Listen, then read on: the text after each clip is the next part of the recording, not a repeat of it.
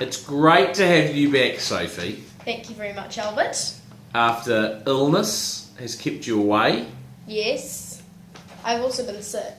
That's what illness is. Oh, wait, I Illness thought you is said sick. Lysset's been keeping you away, No, like Mum. I said illness. Oh, illness. Mum's filled in. Yes.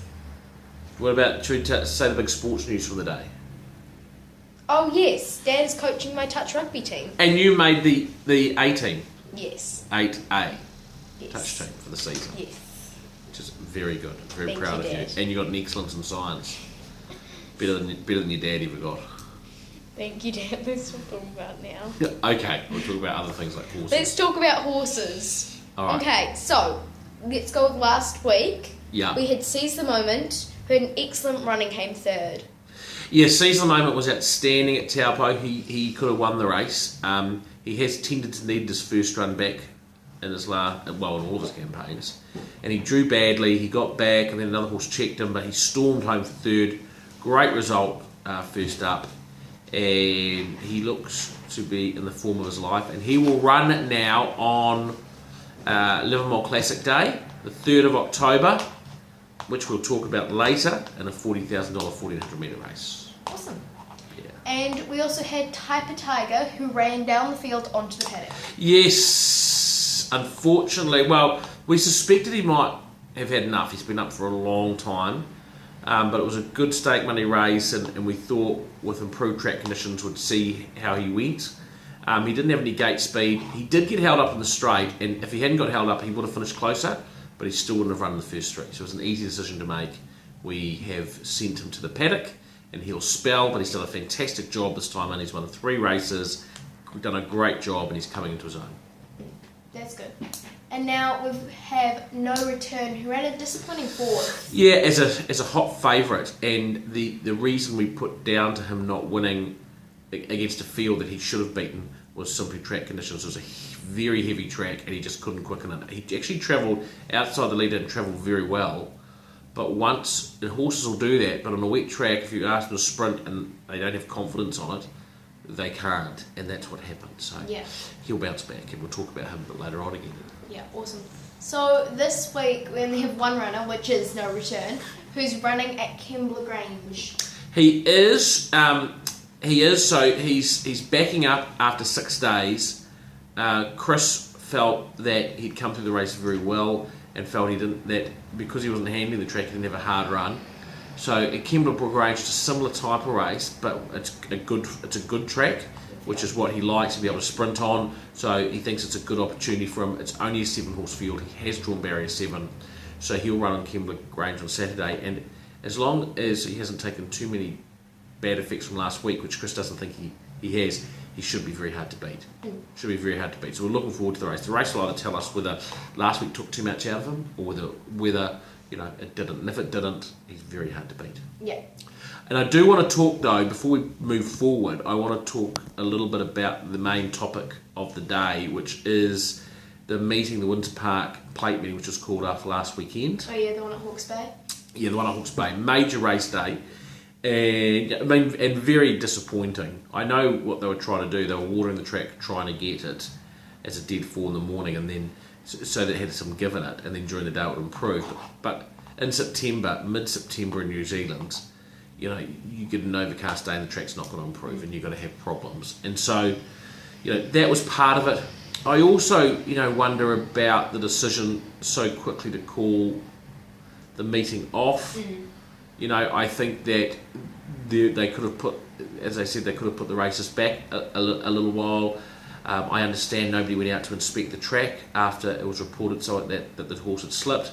So I just don't know whether it was, there was a lot of, there was enough effort that went into it. And it has ruined so many horses' opportunities, and going forward, and it'll change that Livermore Classic day. The Livermore Classic is a Group 1. The field will be poor, I think. It'll be like a listed race on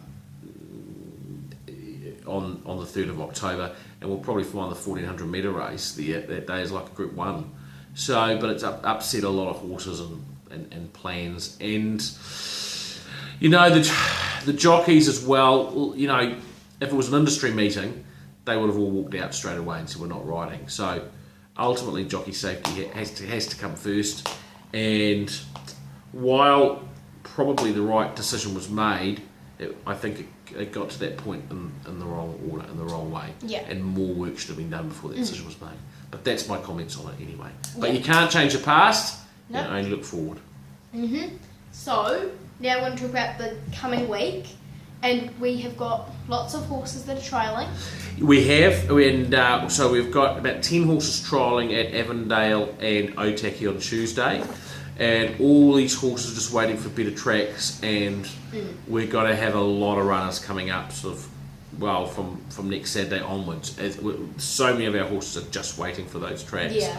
One good thing about the Livermore, the Winter Park Day being canned, is that the Gold Trail Stakes 3-year-old fillies has been rescheduled for the 3rd of October, and No More Tears will now be able to run in that. She wasn't quite ready to race, but she will be ready to run in that, so that gives her a great black type opportunity. Yeah. So that's good. I was going to say, the weather hasn't been perfect for tracks recently, has it? No, it hasn't. No. Mind you, today it's warm, beautiful. isn't it? It's beautiful. Yeah. It's real spring weather. You get a shower and it's warmth. Yeah. Okay, so also next week on Wednesday at Ruakaka, we're going to have What's the Story starting his career. We are. What's the Story will have his first race day start.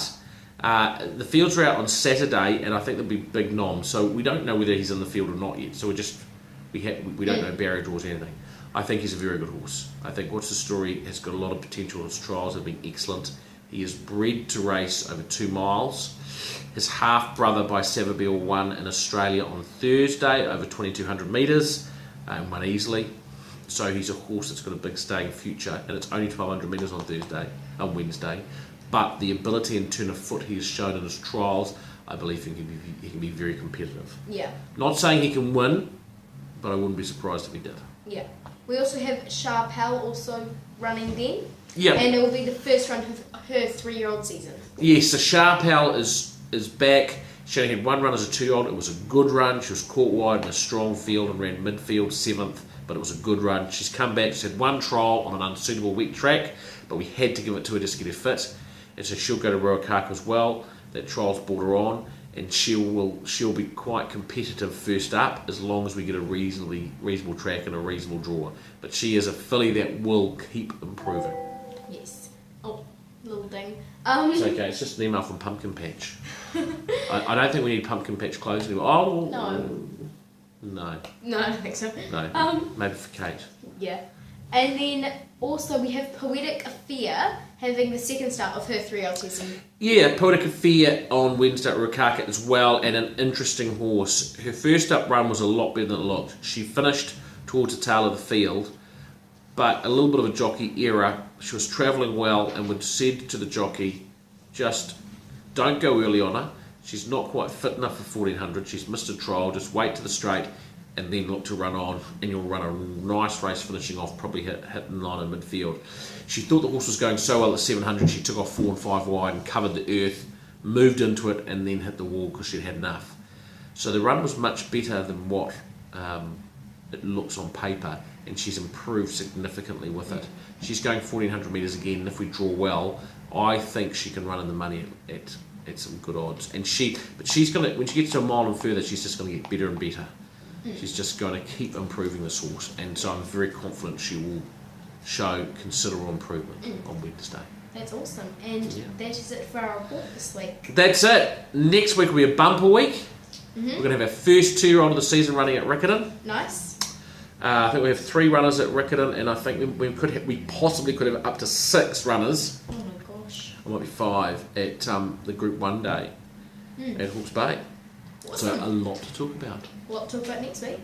All right, Soph, well, thanks, and it's great to have you back. Thank you, Dad. It is great to be back, and it's also great to have the school holidays coming soon. Yeah, school holidays next week, so we're going to go visit Grandma over the weekend. Which Awesome. will be cool. Okay. Thank you very much, Albert. See you guys.